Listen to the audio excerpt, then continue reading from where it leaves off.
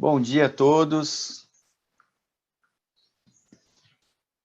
Em instantes daremos início à nossa aula sobre guia de elaboração de respostas discursivas, carreiras policiais.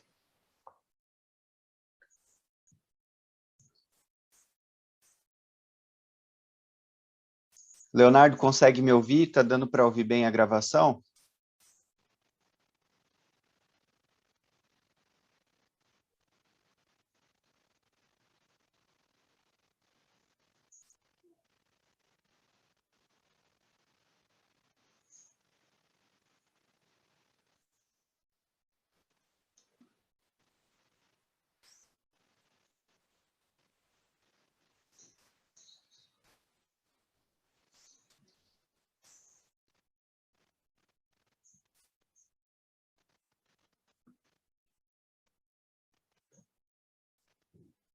Tá bom, então vamos dar início à nossa aula sobre elaboração de respostas discursivas para carreiras policiais. E aí, pessoal, tudo bem? Eu sou Pedro Lutold, professor aí do Treine Subjetivas, e hoje, na nossa aula, nós vamos aprender como elaborar uma resposta numa prova discursiva. Então, nós trabalharemos com vocês desde os aspectos microestruturais, até mesmo como desenvolver o conteúdo da sua redação, da sua resposta para as questões do seu concurso, tá bom? Então, eu gostaria de chamar a sua atenção para esse primeiro momento, nós trabalharmos com a atribuição da sua pontuação numa prova discursiva, tá? Tomando como base bancas como CESP, FGV, Unesp, nós percebemos que há uma importância do aluno em elaborar uma resposta que fique de maneira clara, concisa, objetiva, mas que haja também uma boa apresentação do texto, que ele escreva de uma forma legível, de uma forma compreensível, respeite as margens, faça indicação dos parágrafos. Além disso, não incorra em erros de português, de morfossintaxe, de grafia, falta de propriedade vocabular. Tudo isso interfere na nota final do candidato na prova discursiva. Só para você ter uma ideia, recentemente, conversando com uma pessoa que havia prestado concurso para delegado de Polícia Federal, eu pude notar que ela ficou de fora da participação do TAF, né, justamente porque reprovou na prova discursiva, tendo em vista que perdeu 2 pontos por erros microestruturais, por erros de português, por erros de estruturação do texto. Então, perceba como é importante, né, que o candidato se atente a isso, porque isso pode ser um fator decisivo, tanto para colocá-lo numa boa classificação no concurso, como também para que ele não seja eliminado do certame, tá? Então, esse candidato, só para você ter uma ideia, ele havia feito, em relação às notas do conteúdo das suas respostas, uma pontuação de 12,5, por exemplo. E aí eu analisei o espelho de resposta dele e verifiquei que ele foi penalizado em 2 pontos, justamente por esses erros que foram cometidos no desenvolver de suas respostas e no desenvolver de sua peça profissional. Então, perceba como isso pode ser fundamental para a sua aprovação no concurso. Ele reprovou, infelizmente, na prova discursiva, justamente por ter cometido esses erros. Ele não era meu aluno, mas eu acabei orientando em alguns aspectos como ele poderia realizar a judicialização dessa prova para tentar aí avançar no certame do concurso, e ele conseguiu uma liminar e fez o teste de aptidão física que ocorreu agora esse fim de semana passado. Então, eu reforço isso com vocês. Cuidado, preste atenção quando você estiver redigindo a sua resposta, tá? Não desperdice a folha de rascunho. Ela deve ser utilizada não para você fazer um texto prévio ao que você vai transcrever na folha definitiva, mas deve ser utilizado para você estruturar suas ideias, para você identificar como vai fazer a sua introdução, o seu desenvolvimento, a sua conclusão, quais aspectos que você vai abordar na sua resposta. Então, a folha de rascunho, geralmente, ela é utilizada para você trazer um esboço do que vai ser apresentado na sua resposta.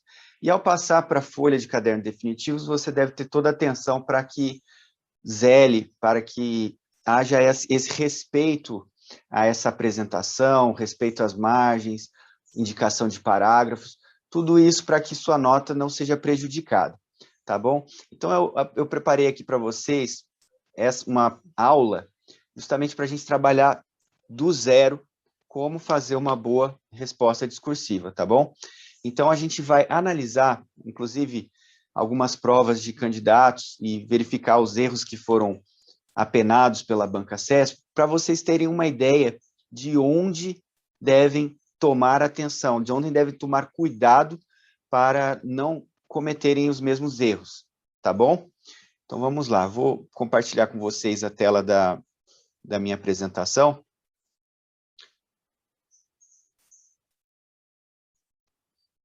Vou pedir aqui para o pessoal do treino subjetivas para me habilitar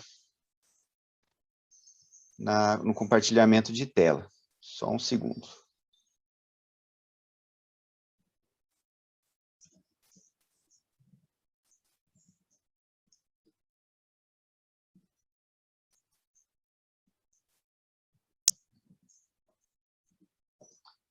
Enquanto isso, nós vamos trabalhando aqui esses aspectos que eu falei para vocês, tá bom?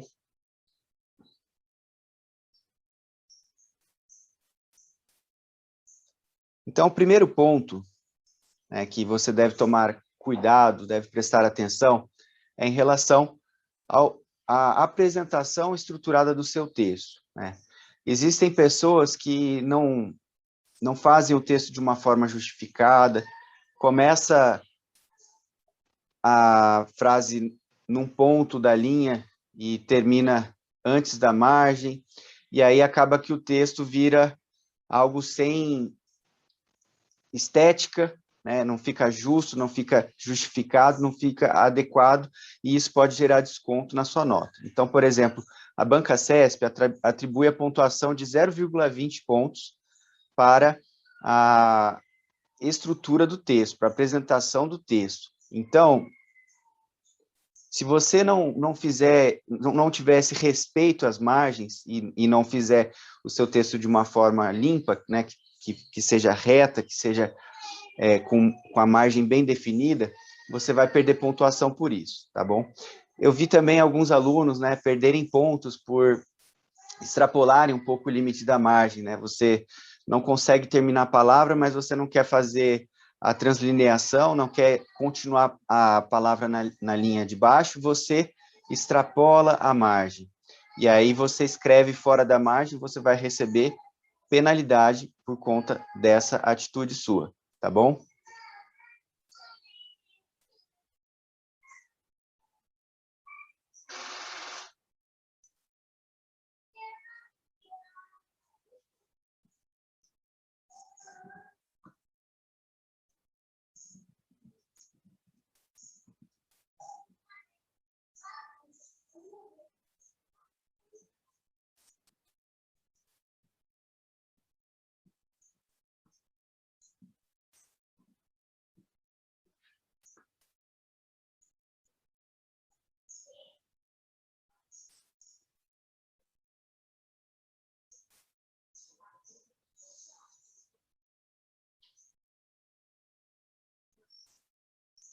Então, isso é muito importante, o respeito às margens e a indicação de parágrafo, tá?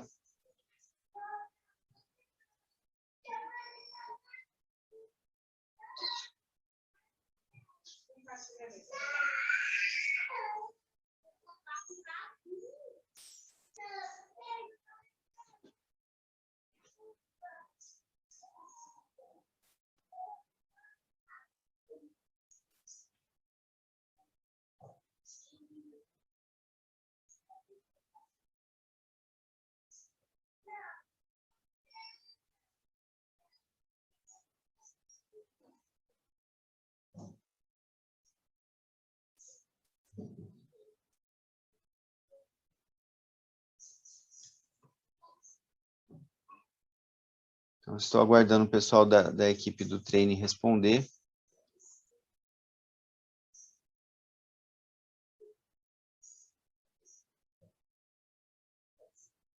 Tá.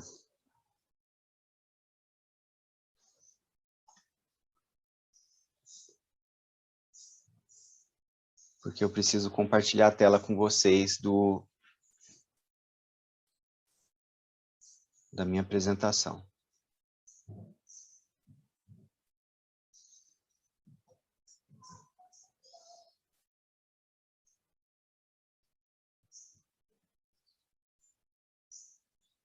Ok. Agora sim.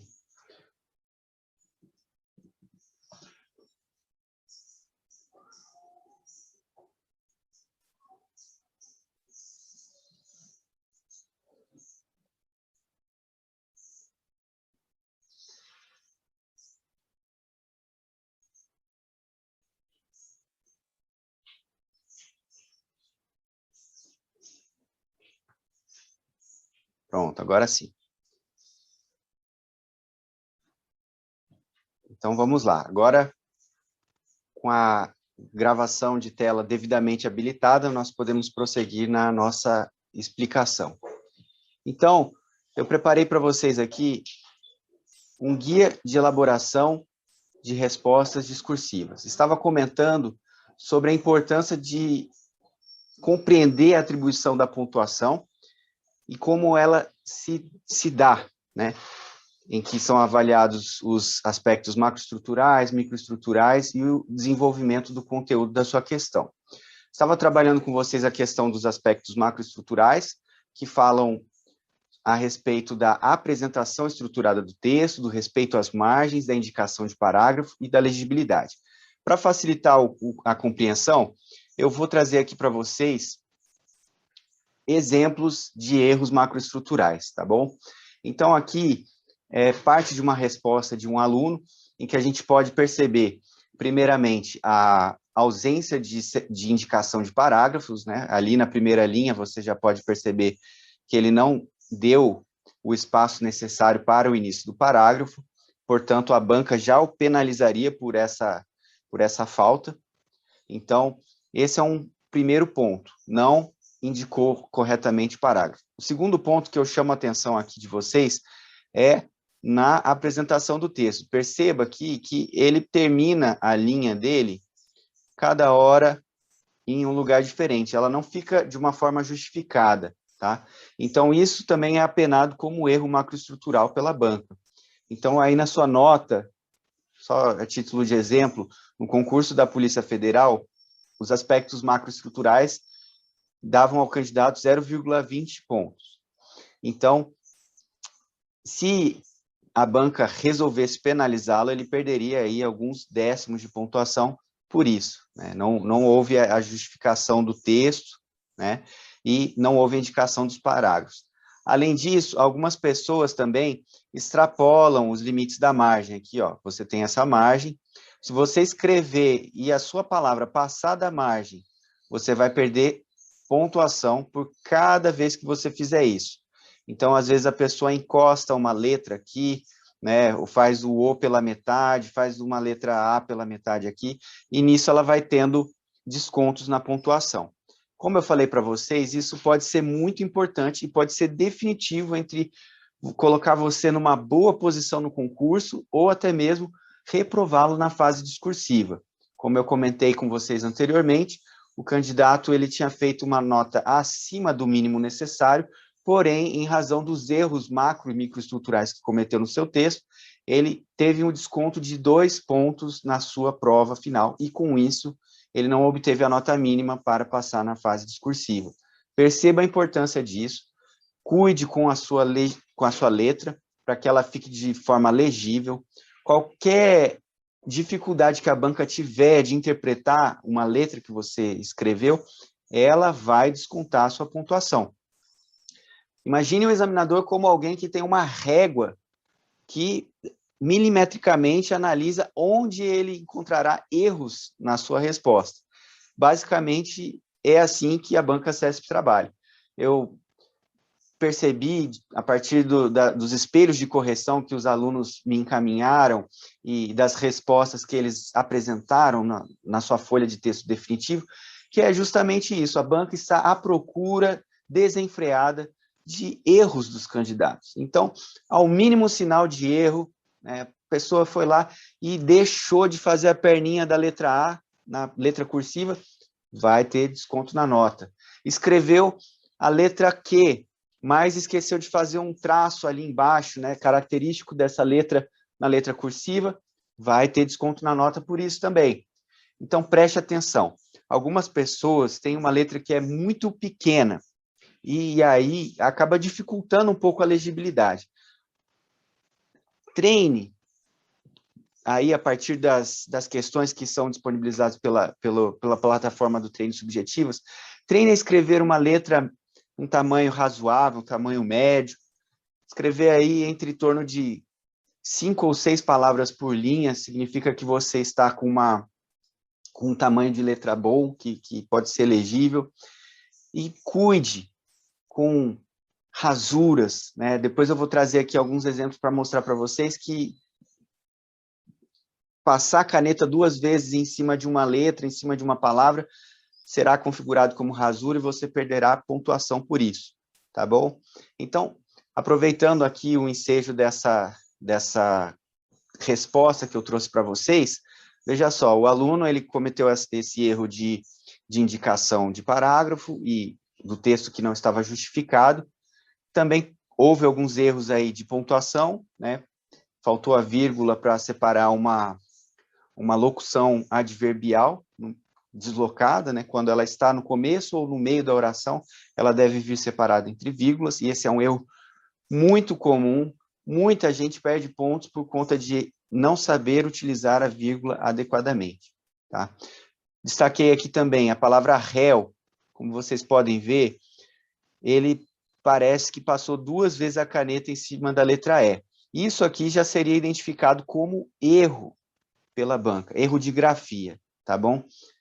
Além disso, a questão também de regência, né, eu analisei aqui, faltou uma preposição depois da palavra possibilidade, e isso tudo é considerado na avaliação do CESP.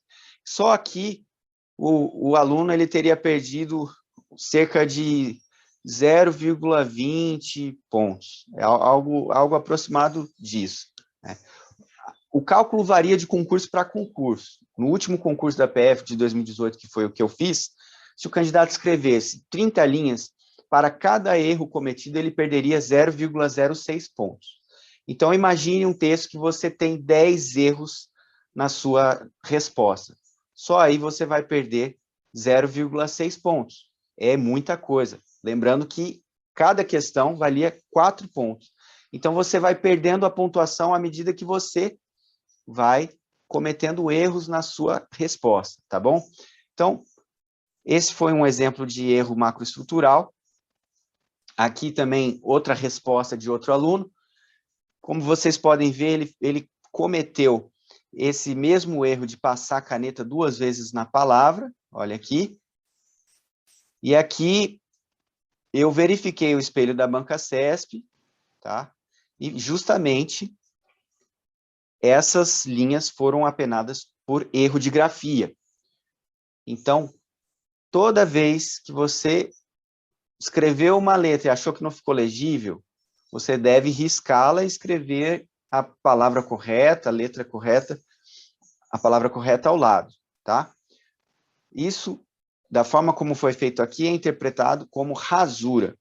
Para que você não cometa rasura, você pode anular a palavra escrita anteriormente, apenas realizando um traço no meio da palavra, né? Não vai fazer um rabisco, passa apenas um traço leve e escreva a palavra correta logo à frente. Se não houver espaço, você pode fazer aquele traço e fazer aquela perninha puxando e escrever a palavra correta, que não é tão recomendável assim, né? O ideal é você perceber o erro quando estiver escrevendo a palavra, tá? Mas, se não tiver jeito, você pode fazer dessa forma.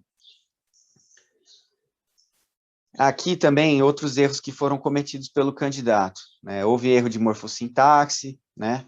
Que é o sentido dado ali na frase que foi escrita na linha 14 ficou confuso. Ó, veja só, o cometimento de falta grave é causa instaurado do processo administrativo disciplinar.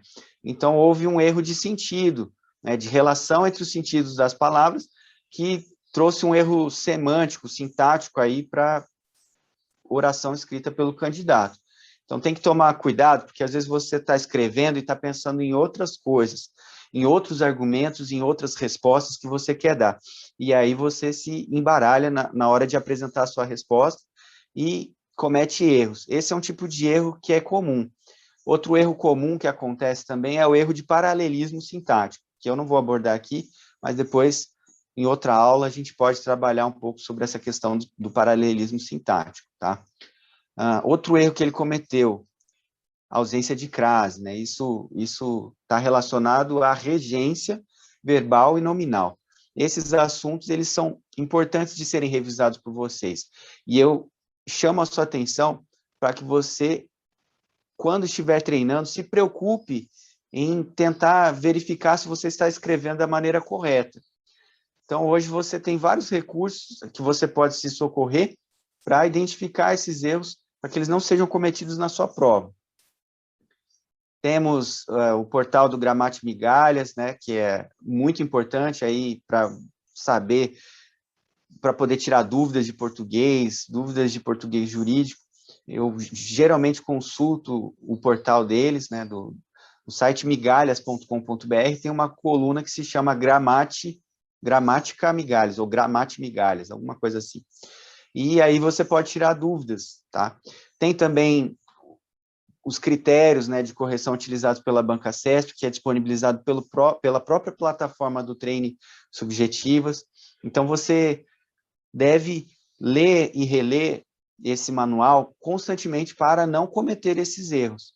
Isso tudo pode lhe custar aprovação ou colocá-lo entre as primeiras posições no concurso, tá bom? Então, preste atenção nisso. Aqui, outro erro que o candidato cometeu foi a utilização de uma vírgula aqui, ó. Ele separaria essa palavra ainda entre vírgulas para dar uma ênfase nela, ou ele não utilizaria vírgula, né? Ele poderia escrever: incide ainda aos presos as regras mínimas das Nações Unidas para tratamento de reclusos. Ou ele poderia escrever: incide, vírgula, ainda, vírgula, aos presos as regras mínimas das Nações Unidas. Então, perceba, todos esses erros, eles vão se avolumando e vão acarretar desconto na sua nota. Então, eu chamo sua atenção para isso. Como eu já falei, grafia das palavras, morfossintaxe e propriedade vocabular. Isso tudo é também avaliado dentro daquilo que a banca chama de aspectos microestruturais. Então, a banca, no espelho dela, ela tem um local em que ela escreve assim, ó, tipo de erro. Aí tem lá, grafia das palavras.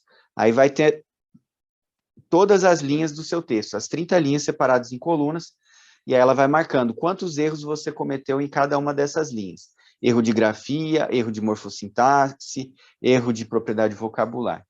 Então, é assim que é feita a correção realizada pela banca CESP.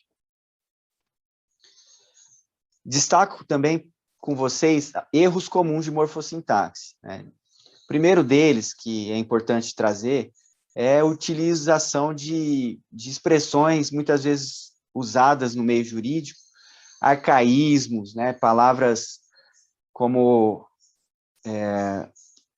palavras muito arcaicas, né? Uma vez eu vi a pessoa utilizar o termo alcaide para se referir a prefeito ou a vereador. Isso é um termo arcaico e eu não recomendo a sua utilização. Da mesma forma, a súcia é um termo que foi utilizado também por uma pessoa que eu vi para se referir a uma quadrilha, ou introduções não, prolegômenos, né? Prolegômenos é uma introdução, informações a título de prolegômeno. Então, evite esses termos, evite juridiquês, evite arcaísmo, evite o uso de estrangeirismo, use o latim apenas quando for necessário, se tratar de uma expressão consagrada, né, como fumus comici delite, periculum libertatis, nemo tenetur sedetegere, que são expressões que já correntes aí no meio jurídico e que não vão ser avaliadas negativamente pela banca, tá? Mas palavras não dicionarizadas, como inobstante, demais disso, eis que, vez que, cuidado, né? Nesse manual dos critérios de avaliação adotados pela Banca CESP, que está disponível na plataforma Treine Subjetivas, é possível que o aluno tenha acesso a essas palavras que às vezes são utilizadas nas redações jurídicas e que a banca considera errada. Então, se atente, não use essas expressões. Outro erro bem comum é o relativo ao uso da vírgula, especialmente quando há uma locução adverbial ou uma oração adverbial deslocada para o início ou para o meio da oração. Então, a título de exemplo, o aluno vai escrever assim: conforme o disposto no artigo 5º, inciso 11 da Constituição Federal. E aí ele esquece de colocar a vírgula depois dessa locução adverbial que foi colocada no início do seu período. Vai perder pontuação por ter esquecido de usar a vírgula. Então, se você utilizar essas expressões, né, conforme, consoante, segundo, se ela não estiver no final da oração, depois do predicado, você deverá separá-la entre vírgulas. Se estiver no começo, você vai colocar uma vírgula quando terminar a locução. Se ela estiver no meio da frase, você vai separá-la entre vírgulas. Revise essas regras, revise as regras relativas também ao uso de vírgula para orações adjetivas explicativas, para orações reduzidas. Tudo isso é muito comum. Como eu corrijo provas de alunos e vejo também os espelhos das bancas, eu percebo que é o erro mais comum, uso de vírgula e a falta do uso do ponto final, tá? Isso pega muitos candidatos. Outro ponto que é importante é a regência verbal e a regência nominal. Muitas vezes o aluno escreve assim, em relação a tal coisa, e aí ele esquece, né, que nesse caso, nessa situação, a regência ali da palavra, da locução em relação, ela demanda uma preposição, ela exige que ele utilize uma preposição. E aí, se a palavra seguinte for uma palavra no feminino, ele deve colocar esse A com crase, com sinal gráfico indicativo da crase. Então, por exemplo, em relação à falta de estrutura dos textos redigidos pelos alunos. Aí, nessa situação que eu expliquei para vocês, que eu citei para vocês, o A deveria vir com uma crase, por conta da regência da locução adverbial em relação, né, dessa locução, dessa palavra, você precisa utilizar a crase. Devido a tal coisa, né, devido quando você traz uma relação de causa, isso também exige uma preposição. Então, é um erro bastante comum, as pessoas deixam de colocar crase, deixam de fazer a regência correta, né? Por exemplo, prescindir, né? Prescinde de alguma coisa. Prescindir é que não precisa, que é desnecessário. Então, revise as regras de regência verbal, de regência nominal, questão também de concordância verbal e concordância nominal. Existem muitas pessoas que estão acostumadas a falar de uma forma informal e acabam também esquecendo que o sujeito tem que concordar que o verbo precisa concordar com o sujeito, e aí é aquele erro comum, né, que uma linguagem chucra, aí que a pessoa pode falar, nós vai lá e faz tal coisa, né? Então, nós vamos lá e iremos fazer tal coisa. Eu trouxe esse exemplo chucro, mas é comum. Existem, ou às vezes por falta de atenção, ou porque a pessoa fala muito assim, esquecendo de colocar o plural quando ela utilizou o verbo numa conjugação que exige o plural, é comum esse tipo de erro, tá? Corrigindo prova, eu vi que é bem comum, concordância verbal e nominal. Tem erros também que são mais bobos, como o emprego de letras iniciais maiúsculas de forma equivocada. Por exemplo, ao redigir palavras que tratam de cargos, você deve escrevê-lo em letra minúscula. Por exemplo, delegado de polícia, na sua peça, precisa ser redigido com letra minúscula. Senado Federal, por sua vez, é um nome próprio. E aí deve ser escrito com letra maiúscula. Então, dê uma olhada aí no roteiro elaborado pela plataforma Treine, você vai evitar de cometer esses erros. Quando você for citar uma lei, por exemplo, lei de crimes hediondos, você deverá utilizar a letra inicial maiúscula, no L, no C e no H. Lei de crimes hediondos. Se você escrever tudo em letra minúscula, pode ser que você seja penalizado. Pode ser que a banca deixe passar batido também. Mas, na minha correção, na minha prova de 2018, eu percebi que eu tive alguns descontos por erro equivocado de palavras que eram nome próprio, né? Por exemplo, esse exemplo que eu trouxe para vocês, que são diplomas legais. Então, eu chamo a sua atenção para isso. A forma de citar dispositivos legais, isso também pode ser apenado pela banca. Existe uma forma correta, né? Por exemplo, se você vai citar o artigo 5º, inciso 11, você vai escrever artigo, o A com letra minúscula, pode fazer a abreviação, né, ART, ponto, vai escrever o quinto, o grau do quinto, vírgula, e vai fazer o inciso, X, I, separando sempre por vírgulas, e aí depois você fecha a vírgula e vai escrever da Constituição Federal. Tá? Então, se você faz citação de dispositivos legais de forma errada, você corre o risco de ter vários descontos na sua pontuação. Tá? Outro ponto que eu chamo a atenção de vocês é a questão do paralelismo sintático. Né?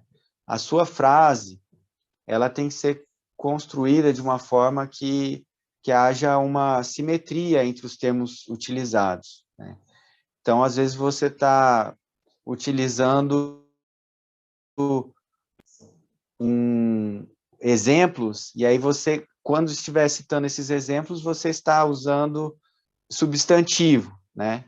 E aí, se você mistura a utilização desses exemplos, em vez de colocar substantivo, num dos exemplos você coloca um verbo, você vai cometer um erro de paralelismo sintático. Então, por exemplo, a pessoa escreve uma frase assim: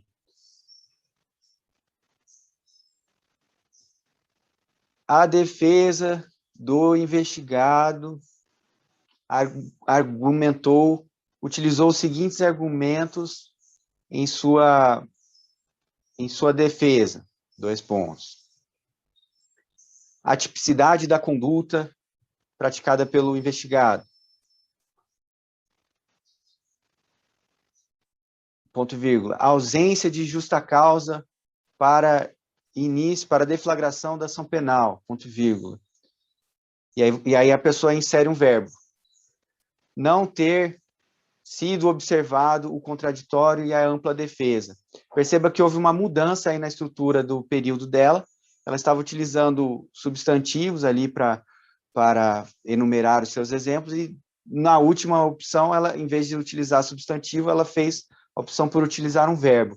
Aí pode haver esse erro de paralelismo sintático, que é um erro um pouquinho mais chato, mas é só você ter um pouco de atenção e quando reler a frase, quando estiver escrevendo a sua frase, tome esse cuidado de que as estruturas do seu texto tenham a mesma forma, tá? Então, você está dando exemplos de verbos no infinitivo, faça do começo ao fim exemplos de verbos no infinitivo. Você está utilizando substantivos, né, como o exemplo que eu dei, vá até o final utilizando substantivos. Então, só para você ter uma ideia do que é esse paralelismo sintático, que também é um erro comum. Tá. Então, aqui, ó, eu trouxe para vocês exemplos de erros microestruturais. primeiro erro cometido aqui pelo candidato, ó, foi a ausência de vírgula na primeira linha, depois da utilização dessa locução adverbial conformativa, ó, conforme o Código Tributário Nacional. Então, aqui já é um erro que seria descontado pela banca. Aqui, esse erro apontado é porque caberia um ponto final no lugar de vírgula, e a construção da oração seguinte deveria ser realizada em um novo período, tá? Então, o CESP ele desconta ponto também por conta disso. Outro erro que foi descontado aqui, ó, erro de grafia. Perceba que o público não ficou bem redigido e a banca tirou pontuação por isso. Aqui também, ó, na palavra serviço, não houve a utilização de cedilha e a letra O também ficou mal escrita. Ó, novamente aqui, a letra O, a banca tirou ponto por isso. A letra D também, a banca tirou ponto por isso.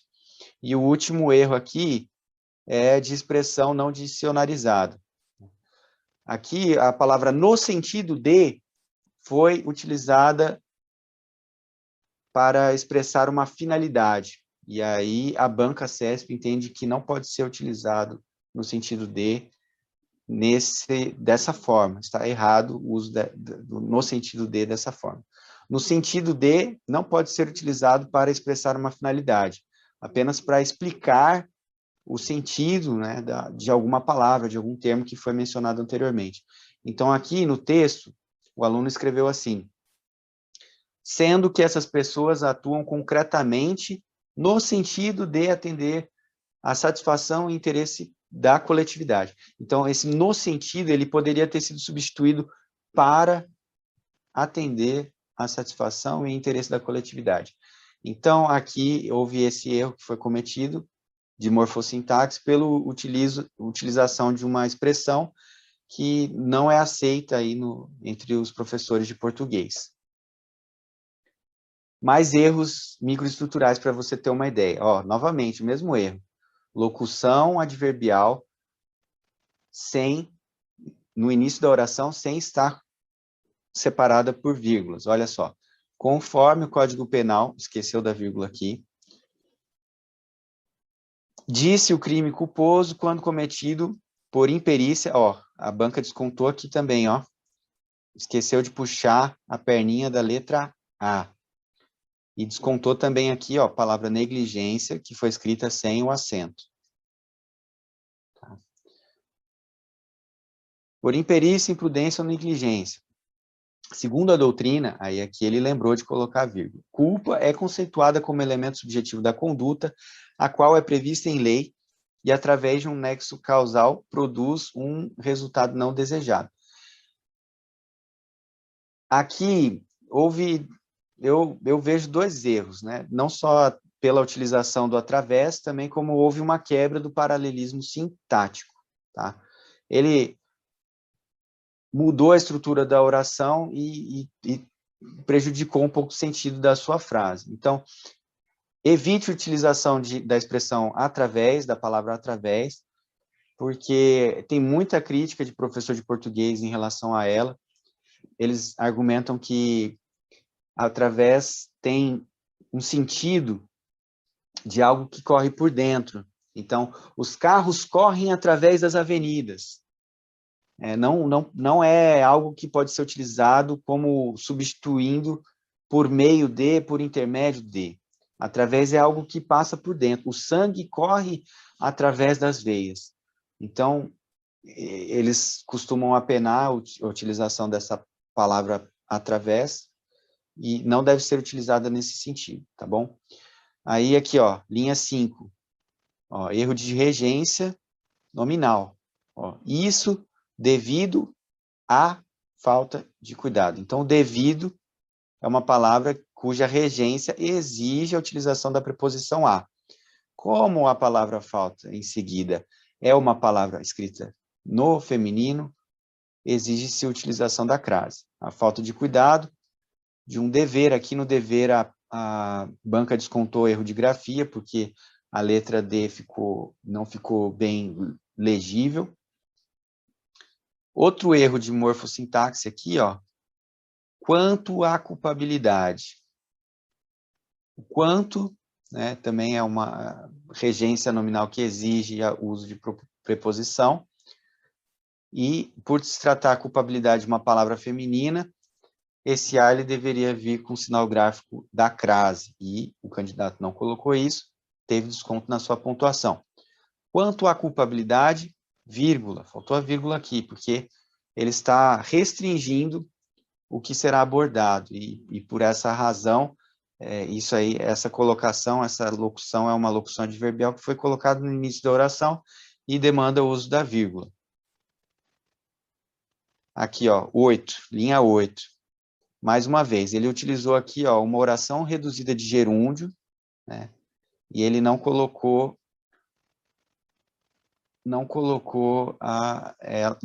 ela entre vírgulas, tá? Porque isso aqui, na verdade, ele trouxe uma relação, talvez, de condição entre essa oração e a oração que ele iria redigir. Então, faltou a vírgula aqui. O agente que, podendo comportar-se conforme o direito, ele esqueceu de escrever a letra R aqui também, por isso ele perdeu pontuação. Ele escolheu livremente contrariá-los. Aqui ele esqueceu o acento e perdeu. Então, veja só, em um parágrafo, em 9 linhas, vamos contar os erros aqui. 1, 2, 3, 4, 5, 6, 7, 8, 9, 10, 11. Então, só aqui foram perdidos 0,66 pontos da questão dele. O valor valia 4. Então, se atente a isso. A minha dica é, português precisa ser estudado junto ao estudo regular da sua prova para concurso. Então, você precisa estudar isso para não ser prejudicado na sua nota, para se destacar. Isso também vai te auxiliar na prova oral, porque você vai saber como estruturar a sua argumentação, como elaborar o seu pensamento, expor o seu raciocínio de forma correta, coerente e coesa. Então, estude português, estude essas regras de pontuação, estude regência, estude concordância. Agora eu vou parar um pouco o compartilhamento da tela, depois a gente vai voltar. Estude esses assuntos com afinco, porque isso vai ser fundamental na sua nota, tá bom? Então, é muito importante que você preste atenção nisso. Isso pode ser o grande diferencial do aumento ou da diminuição da sua nota. Agora, a gente vai passar a trabalhar com vocês o desenvolvimento do conteúdo, que é a parte que atribui a maior pontuação da sua prova. Então, existem algumas dicas que eu vou passar aqui, que elas vão te ajudar a alcançar pontuação, ainda que você não saiba como responder aquela questão. Então, em concursos como os realizados pela Banca CESP, o candidato, às vezes, só de mencionar algumas palavras-chave, ele já ganha uma pontuação. E aí eu trago para vocês um testemunho de um aluno que respondeu uma questão da prova da Polícia Federal. Ele começou a escrever ali a sua resposta, e aí ele chegou no último parágrafo e percebeu que ele tinha escrito a resposta de uma questão na folha que era para ter respondido outra questão. E aí ele falou, puxa vida, e agora? Ferrou, vou zerar essa questão. Mas ele teve domínio emocional, controle emocional. O que ele fez? Ele passou um traço, né, para anular toda a resposta dele anteriormente dita, e ele respondeu em um parágrafo alguma coisa sobre aquilo que tinha sido perguntado no enunciado da questão. E com isso, ele conseguiu evitar a reprovação no concurso, porque ele conseguiu, com essa resposta que ele deu, ainda que em 4 linhas, 5 linhas, ele conseguiu 0,80, 0,70 pontos. E era o necessário para que ele fosse aprovado. Ele passou com 12,02. Então, perceba a importância de utilização das palavras-chave. Mesmo que você não saiba responder a questão, se você utilizar no seu texto as palavras corretas, você pode ter uma boa pontuação, tá? E aí é que está o segredo de correção da banca CESP. Vou compartilhar com vocês aqui a tela do meu computador. E a gente vai trabalhar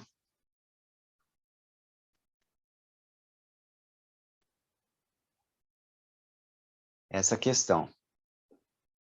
Desenvolvimento do conteúdo. Um erro muito comum é fugir do tema, é fugir daquilo que o enunciado está perguntando. Então, em algumas situações, os enunciados eles vão trazer muitas questões que podem envolver problemas jurídicos a serem resolvidos na sua argumentação, só que o comando da questão vai pedir que você trabalhe apenas alguns aspectos.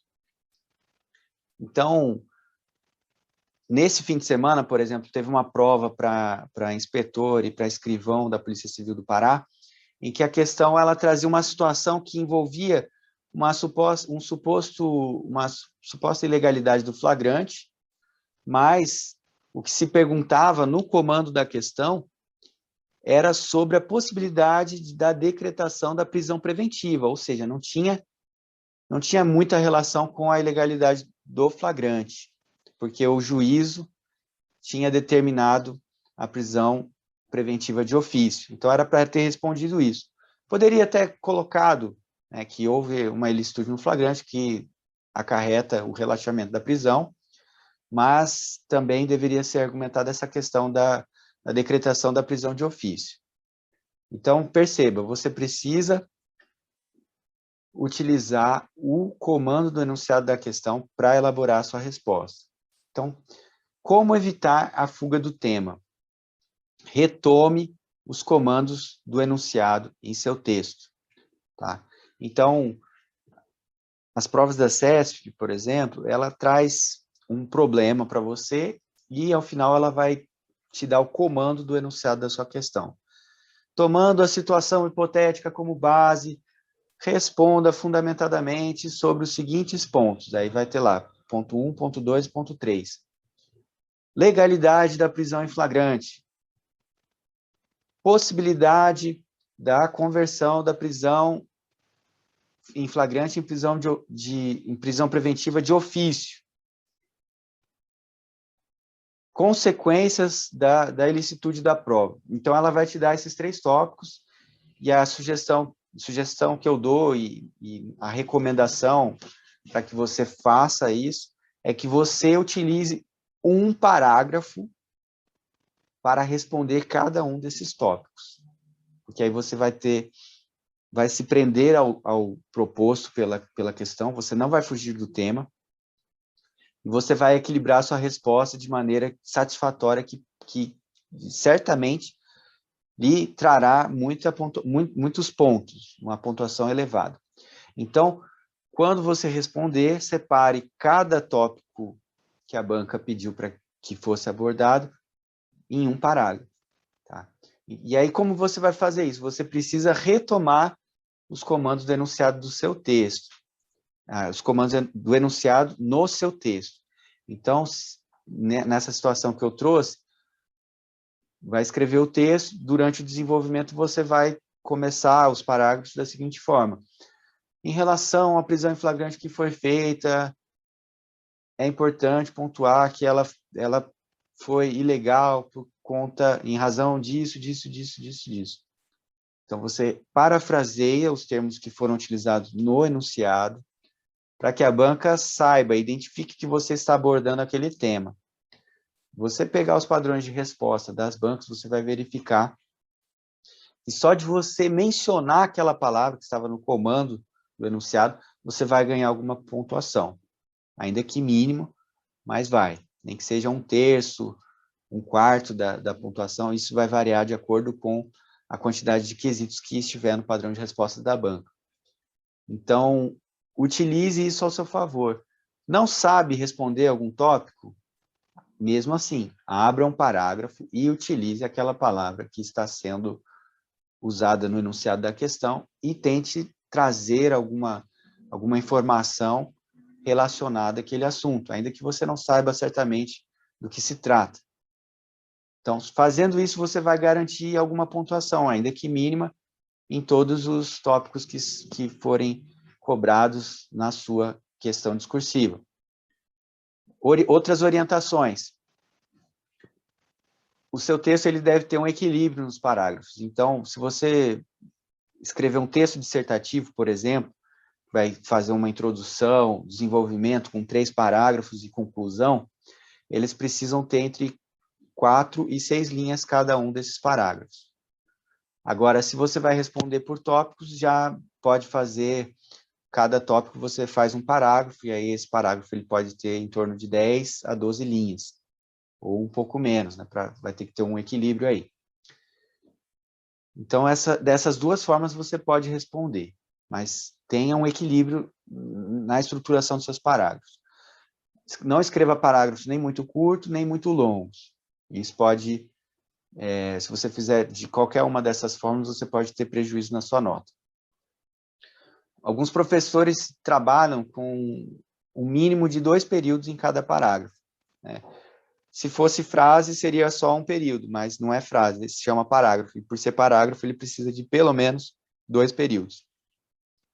E aí, cada período que você escrever, cada um com no máximo 4 a 6 linhas. Então, guarde essa estrutura para tentar imprimir isso nas suas respostas. Outra dica, construa sua resposta de maneira lógica, coerente e estruturada. Use elementos de coesão e de coerência. Então, você precisa entender que as respostas, né, que a gente dá para as bancas discursivas, elas têm uma estrutura lógica. Você vai responder o que ele está perguntando, você vai colocar a sua posição, você vai se posicionar sobre aquilo que está sendo perguntado, e aí no desenvolvimento você vai trazer exemplos, vai trazer argumentos de autoridade, com referências na lei, na doutrina, nos tribunais superiores, para respaldar a sua posição inicial. Então, a resposta você já dá ela no tópico frasal, na introdução da sua resposta. Ele vai te perguntar sobre a legalidade da prisão. Você já começa falando da legalidade da prisão. E aí você vai fazer o recorte ali da delimitação da sua análise, o que você está analisando ali naquele enunciado, e já vai trazer a sua tese. A gente chama isso de tese. E aí, no parágrafo introdutório, você já vai começar a pincelar os argumentos que você vai trazer no seu texto. Tá? E isso vale mais para textos dissertativos. Existem respostas que você consegue, existem perguntas que você consegue responder por forma de tópicos, mas existem outras que a banca pede um texto dissertativo. Então, quando for por forma de tópico, é mais fácil, é mais tranquilo de fazer, porque a introdução, o desenvolvimento e a conclusão você faz dentro do mesmo parágrafo. E aí você utiliza os períodos, né? O primeiro período vai ser a introdução, os outros períodos vão ser o desenvolvimento e o período final do seu tópico vai ser a conclusão da sua ideia, tá?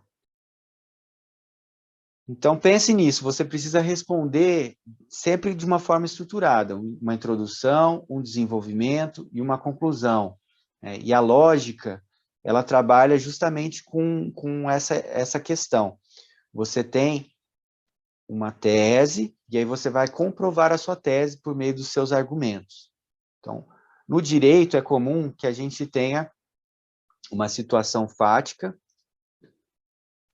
que é algo particular, e tenha o comando da lei, da doutrina, da jurisprudência, que seria a resolução daquela situação fática.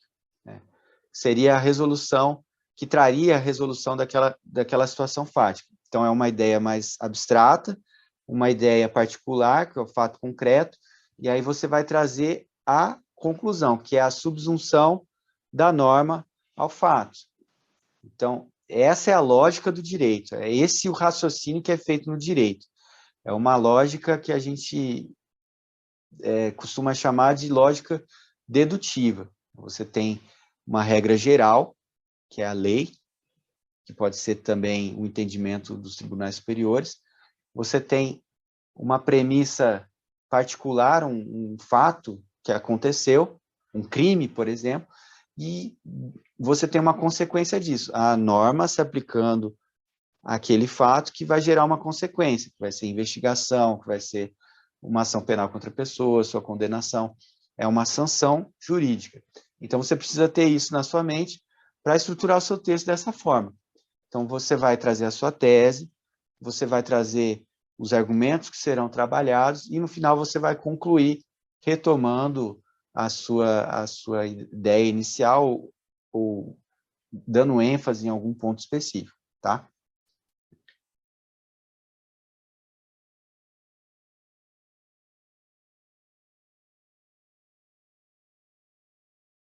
Tá. Então, é muito importante para a resposta de questões discursivas de concursos jurídicos os argumentos de autoridade, que são os dispositivos legais, a doutrina, a jurisprudência dos tribunais.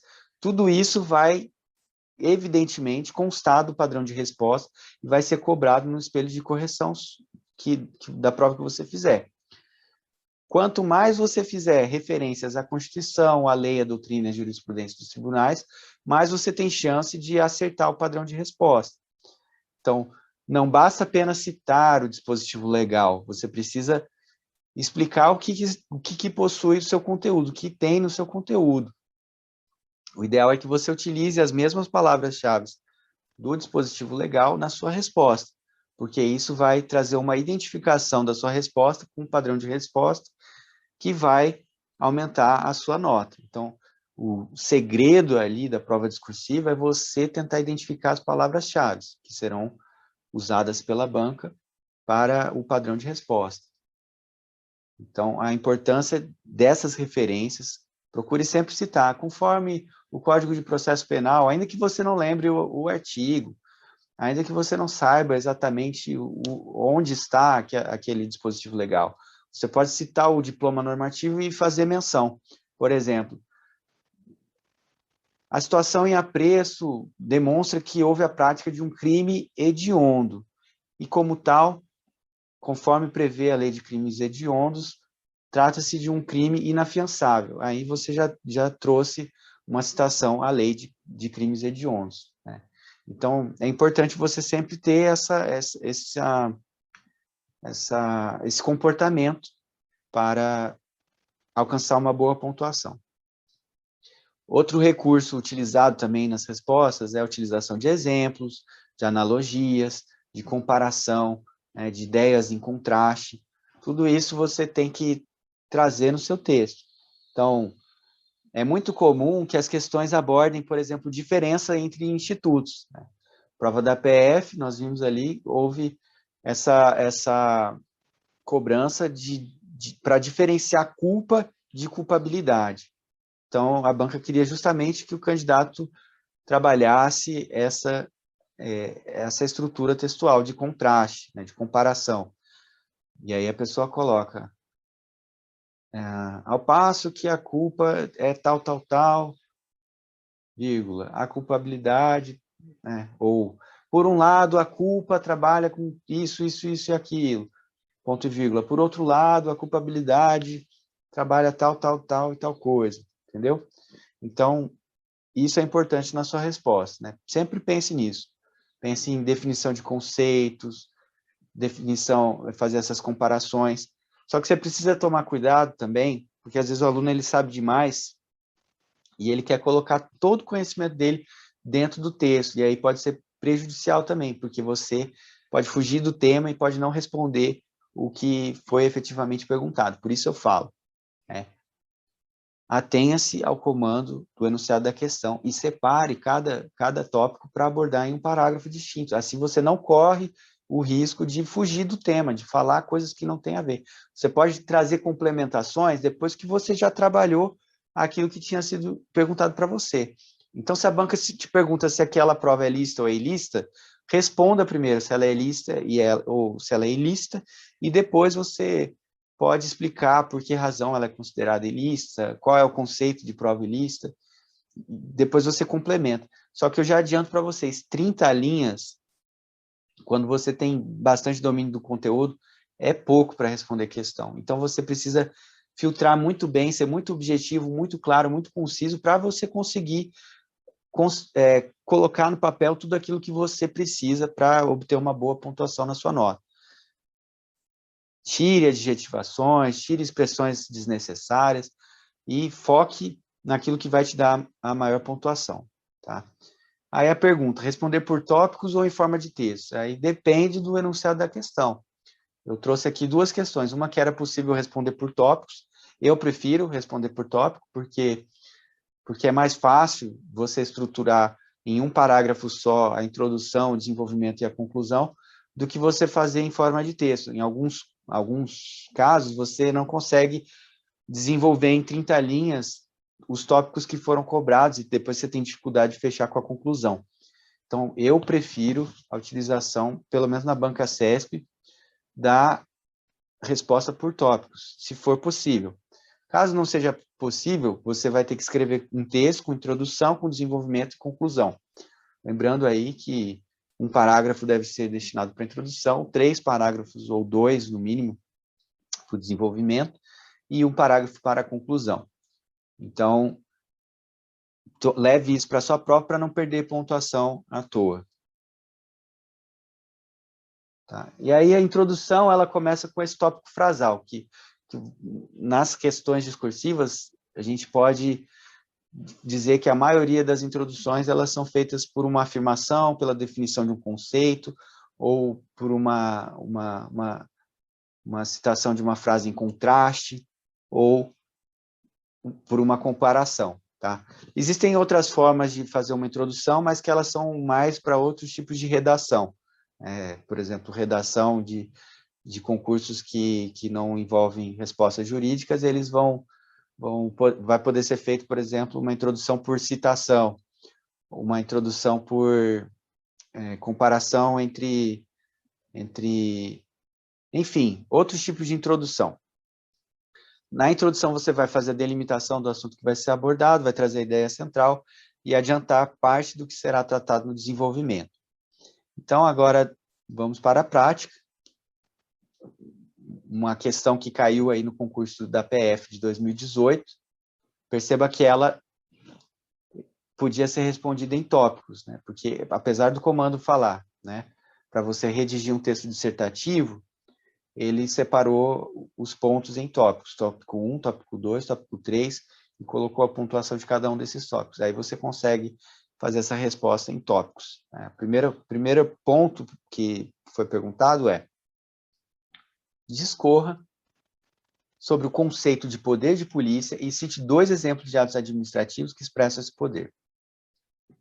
Tópico 2, discorra sobre os ciclos ou fases do poder de polícia. Tópico 3, apresente as distinções entre polícia administrativa e polícia judiciária, explicitando para cada uma dessas polícias o objeto, incidências, infrações tratadas e os órgãos competentes para seu exercício. Aí a resposta por tópico. Ó. Eu até mudei o tipo de escrito de fonte aí para você ver. Se eu tivesse uma letra assim, com certeza ia estar bem mais fácil para mim na prova discursiva. Eu tenho um pouco de dificuldade, tenho que treinar um pouco mais a caligrafia para não ter problemas aí na prova discursiva. Então, veja bem, ó, essa letra aí está perfeita. Letra redonda, letra bem definida, delimitou o parágrafo corretamente, né, observou a justificação do texto. E aí a resposta começa assim: conforme disciplina o artigo 78 do Código Tributário Nacional. Então, houve aí um argumento de autoridade, houve uma referência legal, o fundamento legal para a resposta, e em seguida eu dou o conceito de poder de polícia. O poder de polícia consiste na atividade da administração pública que, limitando ou disciplinando direito, interesse ou liberdade, regula a prática de ato ou abstenção de fato em razão de interesse público concernente à segurança, à higiene, à ordem, ao exercício de atividades econômicas dependentes de concessão ou autorização do poder público, ao respeito à propriedade e aos direitos individuais e coletivos, dentre outros. Então, esse parágrafo aí esse período até ficou um pouco grande, mas ele reproduz um pouco do conceito que está no Código Tributário Nacional, e o nosso legislador, ele redigiu dessa forma o artigo 78. Então, nesse primeiro ponto, eu trouxe o conceito, né, do poder de polícia, de acordo com um argumento de autoridade, de acordo com o Código Tributário Nacional, e depois eu já apresento uma conclusão em razão desse raciocínio. Portanto, consoante explica a doutrina, o poder de polícia compreende a atividade do Estado consistente em limitar os exercícios dos direitos individuais em benefício do interesse público. Aqui eu poderia ter utilizado também. Nesse sentido, a doutrina explica que o poder de polícia compreende a atividade do Estado consistente em limitar o exercício dos direitos individuais em benefício do interesse público. Trouxe outra referência, outro argumento, que é o argumento doutrinário, o conceito que a doutrina traz sobre o poder de poder de polícia. No final, eu trouxe os exemplos, porque o comando da questão pedia que fossem trazidos exemplos. Como exemplos do poder de polícia, podem ser citados a necessidade de portar CNH para dirigir, a expedição de alvará de funcionamento para estabelecimentos comerciais e a imposição de multas de trânsito. Então, aqui eu já trouxe 3 exemplos. Quando o enunciado da questão te pedir exemplos, procure trazer um mínimo aí de 2 ou 3 exemplos. Em alguns casos, o enunciado é expresso em relação à quantidade de exemplos, mas procure trabalhar com um mínimo de 3, tá bom? E aí, em seguida, vem a resposta do tópico 2, que ficou dessa forma. Para a definição dos limites de delegação de atos relacionados ao exercício do mencionado poder administrativo, doutrina e jurisprudência dividem o poder de polícia em 4 fases ou ciclos de polícia, a saber, ordem de polícia, consentimento de polícia, fiscalização de polícia e sanção de polícia. Então, aqui eu começo já respondendo o tópico 2, fazendo a retomada daquilo que tinha sido pedido no enunciado da questão, tratando das fases de polícia. Eu já enumerei quais são as fases. Agora que eu enumerei as fases, nessa introdução da minha resposta, eu vou conceituar cada um dessas fases. E aí eu continuo. O primeiro desses se traduz em um comando geral e abstrato decorrente do atributo da imperatividade, o qual impõe limites e restrições aos direitos dos administrados, como ocorre nos casos em que se proíbe o estacionamento de veículos em determinados locais.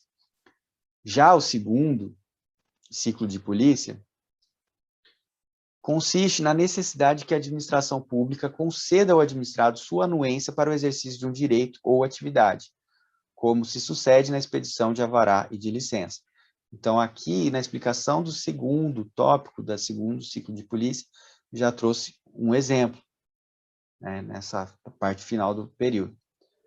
Por sua vez, o terceiro ciclo de polícia abrange a averiguação do cumprimento dos requisitos estabelecidos nas normas, o que se verifica com a realização de inspeções, análise de documentos, entre outros. Por fim, a sanção de polícia corresponde ao poder de aplicar penalidades ao administrado que descumpra os termos e limites legais impostos. Então, eu percebo que há uma certa dificuldade, em fazer a conclusão com a retomada de todas as ideias daquilo que foi perguntado, mas só pelo fato de colocar ali uma expressão que indica que você está concluindo, isso já vai ser avaliado positivamente como uma utilização dos elementos de coerência, dos elementos de coesão textual. Tá? Então, aqui, pedir para abordar o ciclo de polícia, e isso foi trabalhado nesse tópico segundo. E perceba que é muita informação. Então, a banca ela cobra muita coisa para ser colocada ali nas 30 linhas, você precisa ser bastante conciso.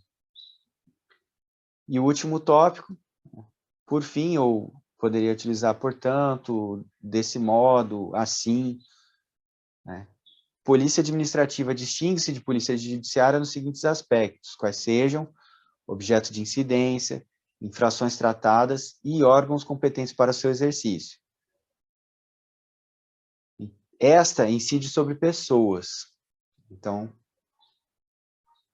esta, estou me referindo ao termo mais próximo ali, que é polícia judiciária. Esta incide sobre pessoas, atua contra a prática de ilícitos penais e é exercida principalmente pela Polícia Civil e Polícia Federal. Ponto vírgula. Por sua vez, aquela, que é a Polícia Administrativa, tem por objeto de incidência bens, direitos e atividades, busca evitar ou reprimir ilícitos administrativos e é exercida por diversos órgãos da administração. Então, perceba que esse último parágrafo, ele exigiu a construção de um parágrafo comparativo.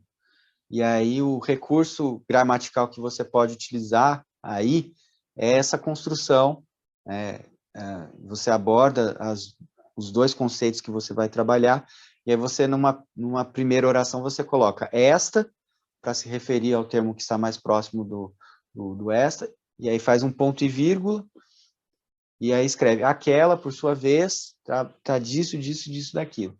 Então, é importante você ter alguns esquemas práticos para que você, na hora da prova, já saiba como fazer esse tipo de comparação. Esse é um modelo que pode ser utilizado e que pode te ajudar na hora de fazer uma comparação, tá bom?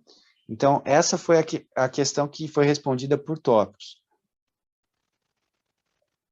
No concurso da PF de 2018, nós tivemos também uma outra questão, que ela não dava os tópicos, não dizia quais eram as pontuações para cada quesito que estaria sendo avaliado. Então, é uma questão que é um pouco complicada. Quando fiz a prova, eu me prejudiquei um pouco, porque eu joguei tudo que foi cobrado no padrão de resposta, eu coloquei em um parágrafo, joguei para a banca ali, e nos outros parágrafos eu fui abordando outras coisas, eu acabei fugindo um pouco do tema, que era os direitos constitucionais e fundamentais violados. Acabei trazendo questões relativas à súmula, vinculante para apuração de crimes tributários, e isso não constou do padrão de resposta. Então, você precisa ficar atento para não fugir do tema. Então, quando eu elaborei a resposta agora para o treino subjetivas, eu corrigi esse erro e eu trabalhei um texto dissertativo trazendo uma introdução, apontando o que seria abordado, e no desenvolvimento eu trabalhei cada um dos direitos que foram violados na situação trazida pela banca. Tá? Então, olha só como ficou a resposta. O comando da questão, então, voltando aqui, ele pedia o seguinte: redija um texto dissertativo abordando as normas constitucionais e os direitos fundamentais violados na situação hipotética apresentada. Fundamente seu texto na Constituição Federal de 1988, na jurisprudência do STF e na doutrina. E aí um exemplo de introdução. No ordenamento jurídico pátrio, o exercício da persecução penal estatal deve estrita observância às normas constitucionais e aos direitos fundamentais, a despeito da necessidade de responsabilização criminal pela prática de infrações penais. Então, aqui, ó, um exemplo de tópico frasal. Quando eu escrevo no ordenamento pátrio, ordenamento jurídico pátrio, eu faço um recorte, eu faço uma situação do leitor sobre o assunto que eu estou falando. O que eu estou falando vale apenas para o ordenamento jurídico pátrio. E aí eu trouxe a minha afirmação. O exercício da persecução penal estatal deve observância às normas constitucionais e aos direitos fundamentais. Esse é o tópico principal. E aí eu fiz um contraste dessa observância aos direitos fundamentais com a necessidade de responsabilização criminal dos autores pela prática de infrações penais. Então, perceba, essa é uma forma que você pode trabalhar na sua redação, na sua resposta, para que você traga o recorte, né, para que você situe ali a sua resposta dentro do tema que foi proposto, e você faça uma afirmação e coloque essa afirmação em contraste com uma ideia que seja contrária. Isso é um recurso muito utilizado aí nas redações e que pode causar uma boa impressão aí no examinador. Então, esse foi o tópico frasal. E aí, o segundo período da minha introdução, eu vou explicar quais são esses direitos fundamentais que eu vou abordar ao longo da minha explanação. Para tanto, devem ser respeitados, na apuração de condutas criminosas, os direitos relacionados à intimidade, à vida privada, ao sigilo das comunicações, ao devido processo legal e à inviolabilidade domiciliar, previstos nos incisos 10, 11 e 12 do artigo 5º da Constituição Federal de 1988. Então, esse segundo parágrafo ele pode ser utilizado para você elencar, para você enumerar os assuntos que serão abordados no desenvolvimento do seu texto, tá? E aí, então, eu trouxe uma ideia central, uma tese, né? A tese é o respeito aos direitos fundamentais, a despeito da necessidade de responsabilização penal, além de ter enumerado o que eu ia trabalhar no desenvolvimento. Aí, no desenvolvimento, eu vou fazer a análise da situação concreta. Na situação em apreço, houve evidente violação ao princípio do juiz natural, a qual acarretou indevida violação ao direito ao sigilo das comunicações, regulamentado pela Lei nº 9.296, de 1996, uma vez que a Constituição Federal assegura que tal direito só pode sofrer limitação para fins de investigação criminal e instrução probatória em processo penal, mediante prévia decisão da autoridade judiciária competente. Assim, o juiz federal responsável pela vara de execuções penais não detém competência funcional para processar e julgar feitos decorrentes de investigações criminais, e, portanto, sua atuação de ofício é ilícita. Então, aqui eu já trouxe a resposta para o plano concreto da situação que foi apresentada pela banca. Apresentei o primeiro ponto, que é a violação ao princípio do juiz natural. Ademais, um advérbio que é utilizado para acrescentar argumento relacionado à ideia que anteriormente tinha sido apresentada, a jurisprudência dos tribunais superiores considera inconstitucional a expedição de mandado de busca e apreensão genérico, sem especificação do conteúdo da medida em questão, na medida em que a inviolabilidade do domicílio deve ser interpretada a conferir a máxima efetividade dos direitos fundamentais. Igualmente, outrossim, houve ofensa à inviolabilidade do domicílio profissional dos advogados do investigado, uma vez que os documentos relacionados à relação profissional em questão é protegida por sigilo fiscal, conforme estabelecido no artigo 243, parágrafo 2º do CPP e no Estatuto da Ordem dos Advogados do Brasil. Destarte, a jurisprudência só admite tal diligência quando há indício de autoria ou participação delitiva do próprio advogado em ilícitos penais. Então, perceba, cada parágrafo eu tratei de uma violação específica a um direito fundamental. Na conclusão, para fechar, ficou da seguinte forma: portanto, as provas em questão, obtidas com violação das normas constitucionais e legais, são consideradas ilícitas, bem como as delas derivadas, isto é, que com elas possuam nexo de causalidade, por força da aplicação da teoria dos frutos da árvore envenenada, expressamente adotada pelo artigo 157 do CPP e pela jurisprudência. Desse modo, todos os atos praticados posteriormente à obtenção de tais provas deverão ser invalidados, bem como deverão ser essas desentranhados dos autos e inutilizados. Então, aqui eu retomo a ideia, né, eu faço a aplicação das normas constitucionais ao caso concreto e faço a conclusão, qual é a consequência disso. Então, aqui eu trabalho com vocês como eu devo retomar as ideias do meu texto. Então, perceba, o texto ele tem lógica, ele tem coerência, ele é coeso, você vai ler, ele vai entender que ele tem, desde o começo, ele está trabalhando com você uma ideia, né? Ele tem uma ideia central, que é o respeito aos direitos fundamentais, vai trazer a situação concreta, dizendo quais direitos fundamentais foram violados, e, na conclusão, trouxe a consequência dessas violações aos direitos fundamentais. Essa é a lógica dedutiva, é a lógica que você traz as normas gerais, você traz o caso concreto e, no final, você faz a conclusão, a aplicação da norma ao fato. Quais são as consequências jurídicas da aplicação daquelas normas, dos entendimentos dos tribunais superiores. Então, é assim que deve ser feita a sua conclusão, tá?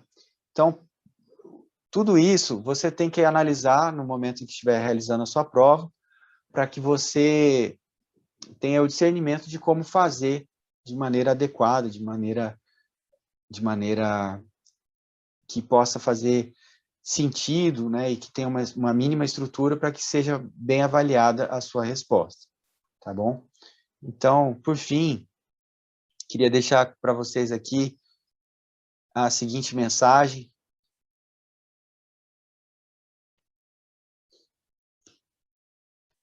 que a perseverança é a mãe da boa sorte. É a frase que é atribuída a Miguel de Cervantes na obra Don Quixote de la Mancha.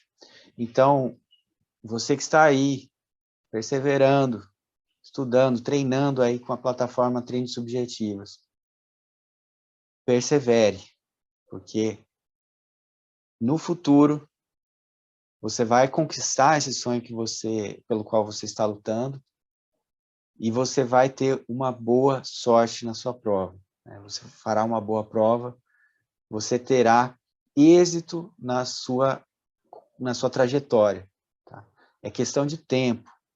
Eu já passei por vários concursos, já fiz várias provas de concursos, e eu posso afirmar para vocês, a questão é você saber lidar com seus fracassos, com seus erros, com aquelas vezes que você bateu na trave e quase entrou, mas não entrou, e continuar lutando e perseverando. E aí um dia vão dizer que você teve sorte, mas você vai dizer o seguinte: não, eu não tive sorte, eu tive perseverança, eu fui até conquistar essa boa sorte, porque a perseverança é a mãe da boa sorte, tá bom? Então eu desejo a todos vocês bons estudos, bons treinos, aproveitem a plataforma do treino subjetivo para desenvolver esse raciocínio jurídico, para pesquisar assuntos que às vezes passam despercebidos aí na hora que você está estudando, e quando chega uma questão parecida, você não sabe como responder. Aproveite. Tá? Nós estamos aqui com todo o nosso empenho, toda a nossa dedicação para ajudá-los nessa sua tarefa. Então, eu desejo a todos vocês bons estudos e um ótimo dia, um ótimo fim de semana, uma ótima semana. Não sei quando você vai assistir essa aula, mas é isso aí. Bons estudos e até mais. Tchau, tchau.